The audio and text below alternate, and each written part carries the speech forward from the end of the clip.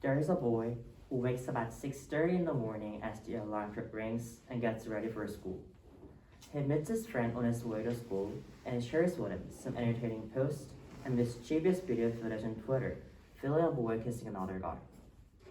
Here's another boy who wakes up at 6:30 in the morning as the alarm clock rings and gets ready for school as well.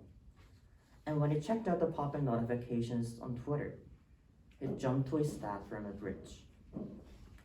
We have the story of Tyler Clemeny from 10 years ago, who was outed by his friend to have his life derailed. The summer after his high school graduation, Tyler was learning to embrace his identity as homosexual. He was brave and honest enough to admit himself who he was. He has just stepped on a momentous milestone of coming out to his family and close friends. But his journey had to stop when his roommate set a web camera without Tyler's knowledge to spy on him during his romantic encounter with another man and invited others on social media to watch it. Several days after the horrifying act of online harassment, Tyler took his life. He wrote in his journal, "There is nothing in this world that I love, or at least I allow myself to love. I just want to go home. I just want to be deleted." He was just 18 years old. But the unfortunate reality is that we haven't seen the end of tragedy. Actually, it's much worse and much more likely when you take a look at every nook and cranny in schools. According to Youth Risk Behavior Survey in 2020, 23% of LGBT students reported that they had attempted suicide in one previous year. Neither their family members nor their school environment was a secure place for them. And they were well aware that they would have experienced more hatred, discrimination, and violence if they had come out. The majority of LGBT people are now living invisible lives. They rarely let those who are close and important in their lives know about their sexual orientations or gender identities, since they have a strong sense of fear towards the feelings of alienation and despair from their loved ones. And this is not the problem limited only to students. Teachers are also struggling to secure their place between the two conflicting social expectations, one from the LGBT community and the other from the conservative school environment. The problem here is that you clearly know what's happening with LGBT people and how they've challenged to break down the walls they've been surrounded with. We're seeing these big stories of many other Tyler Clemens in the news, but you don't try to stay conscious because you believe you have nothing to do with them. But whether you've noticed them or not, they're always beside you without showing their true selves because they sincerely want to keep the link with you. What they fear is the slightest possibility of the link being disconnected just because they're gay, lesbian, bisexual, or transgender.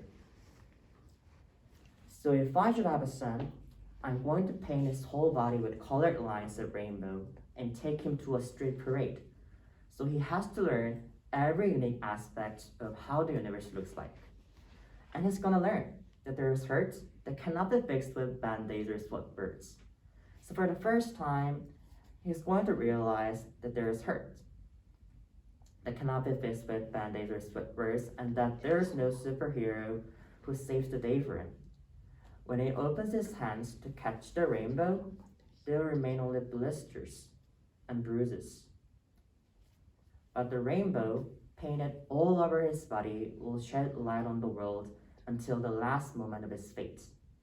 He should look through a microscope at the universe and connect the link among stars so that they can recover their lights and form galaxies that shine so brightly that the entire universe knows who they are. I'll tell him, "Baby, your dad is the Polaris.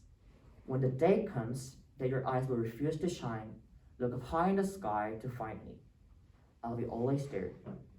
And someday people will sleep fear and hatred into your universe and tell them that they should meet your father.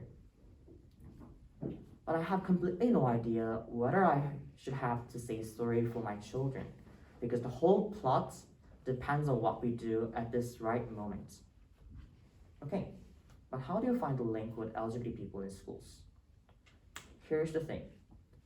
How many of you have noticed these posters put up in the hallway during several months? You couldn't have seen it because they're all over the walls you walk around every day. It's just that you haven't cared much about them since you believe they're unconnected to you. And that mindset triggers another chain reaction of connected but disconnected. So the first and the most important step is this. Recognize that it can be anyone around you, even your best friend. For those of you who have been obsessed with the conventional way of love, it might feel awkward and uncomfortable at first. But you should be aware that for LGBT students and teachers, most of whose human interactions are defined in the context of schools are inhibiting their claims for their identity, just because you are likely to feel uneasy with them. So as friends, as partners, as mentors, and as colleagues, we need to build a supportive environment where they can freely admit their identity claims and come out whenever they want. It's quite beside the point whether they're rebelling for true selves. What we should do is simply prepare a parade that anyone can jump into, and where the once unguarded moments are protected from the hateful hands of defeat. And that parade would enable the long-lasting connections that are never interrupted by the walls of fear and hatred. Finally, I have inside myself a boy who wakes up at 6:30 in the morning as the alarm clock rings and gets ready for school. And I can see the boy walking to school, reaching for the galaxies where he has found a trace of rainbow his father had painted for him. And I'd like to close with this last message. To my dear son, hold the brush up and paint the world. I'll be always there. Now it's your turn. Be the father. Thank you.